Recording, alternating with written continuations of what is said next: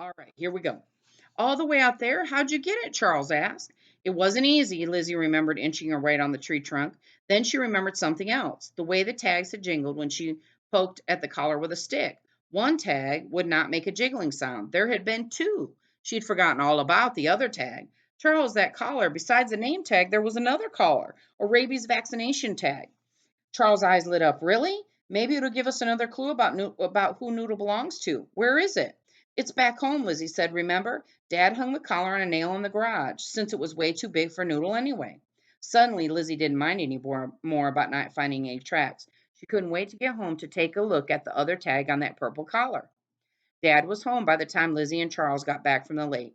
Lizzie ran straight for the garage and grabbed the collar. See, she said when she got back to the kitchen. She showed it to her dad. We forgot about the other tag.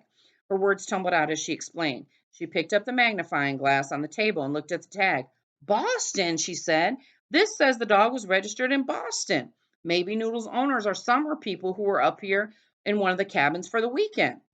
Dad peered at the tag. Huh, you may be right. He grabbed the phone book and flipped some pages. Okay, here's a Boston area code that starts with 8. Let's try that number. He went right to the phone and dialed.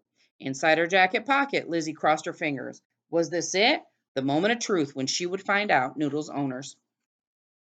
Dad shook his head. No answer. He was still holding the phone to his ear. Then he held up a finger. Hold on, there's a machine. He waited for a second and then said, Hello, my name is Paul Peterson from Littleton near Loon Lake. Have you lost a puppy? We found him and he's safe and sound. Please call us. Quickly he rattled off the phone number and hung up. Now what? Lizzie said. Dad just shrugged. I guess we just have to wait to see if we hear back, he said. Chapter 10. Anything, Lizzie said as soon as she got home from school the next day. Did anybody call? Not yet, said her mother. Lizzie could hardly stand it. She had thought they were so close to finding Noodle's owners, but why hadn't anybody called back?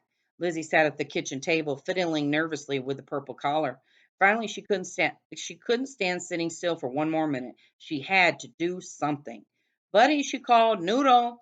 Both puppies came galloping into the kitchen. Look at you two, Lizzie said. Your paws are all muddy from being at the lake yesterday. How about a bath? Now that sounds like a good idea, said her mother. Maybe Charles can help. Just be careful and keep the door closed, Lizzie laughed. She knew Mom was remembering the last time Lizzie had given two puppies a bath. They had managed to escape and run through the house, splattering soapy water everywhere. Charles ran the water while Lizzie gathered towels and puppy shampoo. Then she rounded up Buddy and Noodle and brought them into the steamy bathroom. She and Charles had just lifted Noodle into the tub and then Buddy when there was a knock at the door. Bath time? The bean asked when Lizzie opened the door a crack. Bath time for puppies. Lizzie's eyes widened. Why not? There was more than one way to wash a fur. Yes, she said. That's right. Bath time for puppies. And a few minutes later, the bean joined Noodle and Buddy in the tub with his fur on. The two puppies and the little boy wriggled in the suds while Lizzie rubbed puppy shampoo onto the bean's fur and started to scrub. Goodbye oatmeal, goodbye grape juice, goodbye milk and toothpaste and dog food. Puppy bath time was noisy and wet and took quite a long time. Finally, while Charles and Lizzie were rubbing the puppies and the bean with towels, Mom called from downstairs. Lizzie, Charles, can you come right down? We have company. Noodle, still a little damp, led the way downstairs. Lizzie saw a round, short, dark-haired woman waiting in the front hall. There was a girl next to her, about Lizzie's age with the same dark hair. Lizzie, this is Miss Rispoli, Mom said. She just drove all the way from Boston, and this is her daughter, Sophia. Lizzie's heart thumped. Instantly, she knew exactly who these Rispoli people must be. They were Noodle's owners, the people who didn't care about him, the people who had totally abandoned him. But Mrs. Rispoli was rushing towards Noodle. Oh, there he is! She scooped him up before he even got to the bottom of the stairs. You darling! She kissed him all over and over on the top of his head. Sophia squeezed in so she could kiss Noodle too. I don't believe it, cried Miss Rispoli. This is so amazing. I hope it's okay we drove straight here. I tried to call, but I kept getting voicemail, so I just drove up to Littleton and asked where the Petersons lived, and here we are. She kissed Noodle all over and hugged him tight. Lizzie could see tears rolling down Miss Rispoli's face. There was no question about it. This woman was glad to see her puppy. Lizzie suddenly realized that Dad must have left his cell phone number when he left the messages, and Dad's cell phone was dead, and he still couldn't find his charger. That explained why they hadn't heard from anybody. Noodle was kissing Mrs. Rispoli and Sophia back, covering their faces with huge slurpy licks. His tail was wagging a mile a minute. Oh joy, my people are here. Oh joy. Boy, Noodle sure is happy to see you. Lizzie couldn't help but feeling a tiny bit jealous. Noodle? Sophia looked confused. Lizzie blushed. Oh, that's what we were calling him, she explained. What a great name, said Mrs. Rispoli, holding Noodle up in the air and rubbing noses with him. We called him Bronson, but it never seemed really to fit. Maybe he really is a noodle after all. She hugged him close. No matter what his name is, we are just so happy to see him again. I thought he was gone forever. Maybe if he ran away, why, Lizzie realized it might be rude to ask why the Rispolis had not looked for their puppy. I didn't look for him, Mrs. Rispoli asked. I did. I looked and looked. She put Noodle down and watched with tears in her eyes as he ran off to wrestle with Buddy. I drove up to our house on Loon Lake last Friday morning just to pick up some extra chairs we needed for a huge surprise party for my mother's birthday, Mrs. Rispoli explained. We were been planning the party for months. Noodle, came with us. When we left Boston, I couldn't find his collar, so I put our old dog Blackie's collar on him. Up at the lake house, I was loading chairs into my car, and that naughty puppy ran off. I tried to follow his tracks, but he was nowhere to be seen. Lizzie had her hand over her mouth. What a story.